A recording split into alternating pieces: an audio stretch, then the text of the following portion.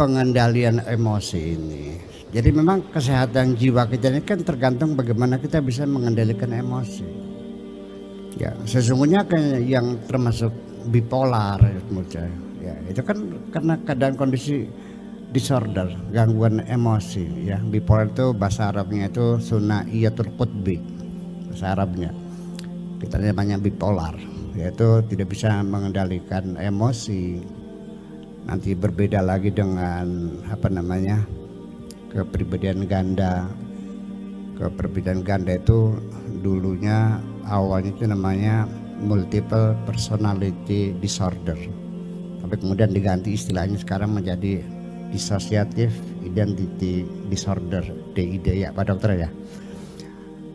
Itu semuanya karena kekacauan emosi ini, makanya kita kendalikan. Kita satu contoh saja begini.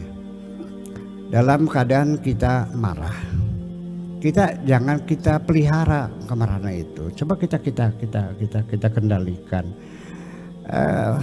Kita sederhana aja lah. Kita sebagai orang Islam yang kita tidak sulit untuk mengatasinya. Orang kalau dalam keadaan marah itu kan darahnya bergelegak, adrenalin kan meningkat, tensi naik dan sebagainya. Kalau kita sedang berdiri itu lutut kita bergetar. Secara fisik kita terjadi perubahan hormonal ya. Emosi kita juga tidak terkendali. Cobalah ketika Anda sedang marah, jangan berdiri, tolong duduklah. Ya, tarik nafas panjang, kendalikan kemarahan itu. Karena kalau marah itu tidak dikendalikan, itu bisa menjadi banyak masalah. Ngomong salah semua, mungkin kita juga bisa melakukan hal-hal yang kadang-kadang bisa kriminal juga.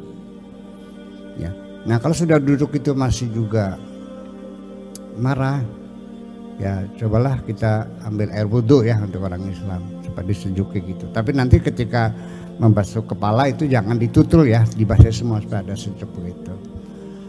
Kalau sudah wudhu masih juga marah juga ya, cobalah sholat sunnah 2 waktu lah, sunnah mutlaqah namanya itu, sholat menghadap Allah. Nah kalau sudah sholat masih marah juga, menggelegak juga ya, cobalah mandi sekalian. Kalau sudah mandi masih marah juga, ngentir kali Cimanuk sekalian. Kalian terjun aja sungai Cimanuk sana gitu. Jadi artinya semua seperti itu. Ya, itu satu cara mengendalikan emosi itu. Atau juga yang kedua kita mencoba untuk mengabaikan aja dulu lah, mengabaikan dulu. Yang ketiga kita dengan cara mencari kesibukan. Coba ambil pekerjaan, entah nyapu, entah ngepel, cuci piring, atau nyetrika, atau masak, atau kita juga berolahraga ya. Seperti halnya kita bad mood juga sama, itu emosi kita terganggu, tidak nyaman di kamar. Maka cobalah kita pindah ruang itu ya. Apa yang kita lakukan? Ya, kalau kita senang musik ya dengarlah musik, apakah itu Beethoven, apakah itu Celine Dion terserah, atau juga Gambusan atau Cupita barangkali. Kemudian juga aroma juga perlu.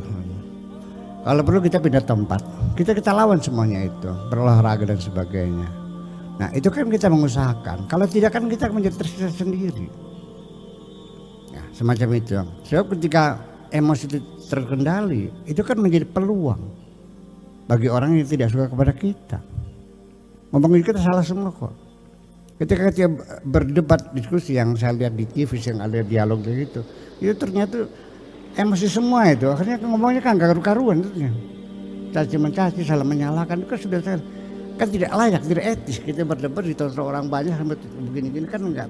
Itu kan berarti merendahkan kita sendiri. Nah itu kan akhirnya menjadi harga kita menjadi turun di mata publik itu. Jadi itu penting sekali bahwa emosi harus dapat dikendalikan. Nah kalau Anda tidak mampu, segera hubungi psikiater gitu ya. Kemudian yang kedua lewat ini gitu. Apa tidak ya yang kedua tuh? Seperti bis bawah. Oh iya. Gini. Praduga baik dan praduga buruk itu selalu silih berganti pada kita. Itu sangat ditentukan oleh kondisi jiwa kita sendiri. Kalau kitanya itu melihat seseorang yang kita cintai, praduga buruknya akan hilang. Didominasi oleh praduga baik. Sehingga hal-hal yang tadinya irasional, yang tidak masuk akal, kita mencoba menafsirkannya secara positif. Akan muncul positive thinking ketika yang kita hadapi orang kita cintai. Tetapi ketika yang kita hadapi orang yang kita tidak suka atau menjadi musuh kita, maka akan didominasi oleh praduga yang buruk itu sendiri. Sehingga tetangga yang kirim makanan pun tidak kita makan, kita buang, barangkali ada racunnya. Jadi akhirnya beda tipis itu adalah karena memang bersumber dari kondisi jiwa kita sendiri. Ketika kita itu menyukainya, kita selalu positive thinking. Kalau kita membencinya, kita selalu negatif thinking, praduga buruk dan praduga baik. Tapi Allah mengatakan inna ba'dadh-dhanni itsmun. Sebagian dugaan itu adalah dosa. Demikian pada, terima kasih.